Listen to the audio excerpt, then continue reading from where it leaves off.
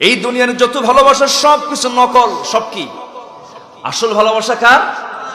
আল্লাহর ভালোবাসা হলো আসল ভালোবাসা। ও যুবক,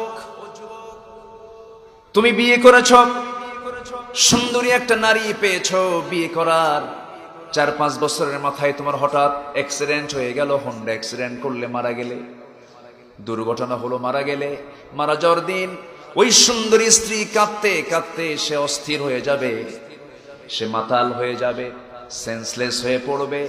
1 দিন 2 দিন এমনটা সময় কাটতে থাকবে, 7 দিন চলে যাবে, ধীরে ধীরে শোকটা তার কমতে থাকবে।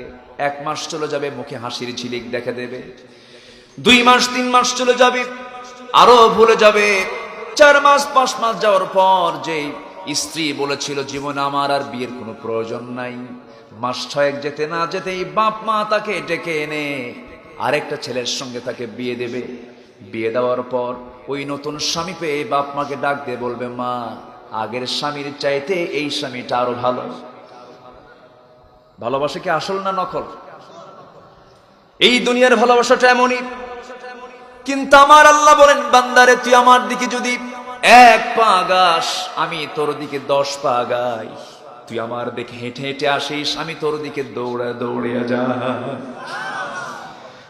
আমার রহমতের দৌড়ে তুই যদি জোশ মারতে পারিস, আমি তোর সমস্ত গুনাহগুলোকে মাফ করে দেব। কি সুন্দর একটা আশার দিকের আয়াত। قل يا عبادي الذين أسرفوا على أنفسهم لا تقنطوا من رحمة الله إن الله يغفر الذنوب جميعا। জোরে বলুন আল্লাহু আকবার। ও বান্দা, তুই হতাশ হবি না, নিরাশ হবি না।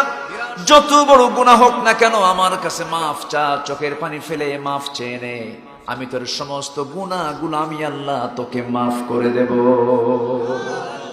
কে মাফ করবেন? আসতে বলবেন না, কে মাফ করবেন?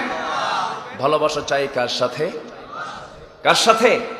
আল্লাহর সাথে। নামাজ বাদ দিয়া খাইতে গেছি আমরা, খাবার খেতে বসেছি, স্ত্রীকে সঙ্গে করে নিয়ে কি প্লেটে খেতে বসলাম।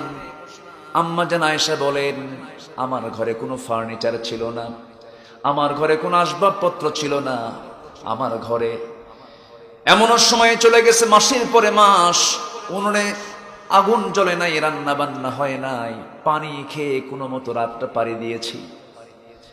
আমার নবীজি, আমার ঘরে যত কিঞ্চিত খাবারগুলো থাকতো, আমার ঘরে শুধুমাত্র একটা মাত্র গ্লাস থাকতো, একটা প্লেট ছিল। যে গ্লাসে রাসূল পানি পান করতেন, আমি সেই গ্লাসে পানি পান করতাম। আমার নবীজি যেই প্লেটে খাবার খেতেন, আমি সেই প্লেটে খাবার খেতাম। ঘুমানোর সময় একই বালিশে ঘুমিয়ে পড়তাম। আমার বন্ধুগণ, রাত্রে যে ঘুমাতে যাব, স্ত্রীর সঙ্গে সুন্দর সুন্দর মিষ্টি মিষ্টি কথা বলবো, এটাও যদি সুন্নাত তরিকা হয়, এটাও ইবাদত বলে গণ্য হয়ে যাবে।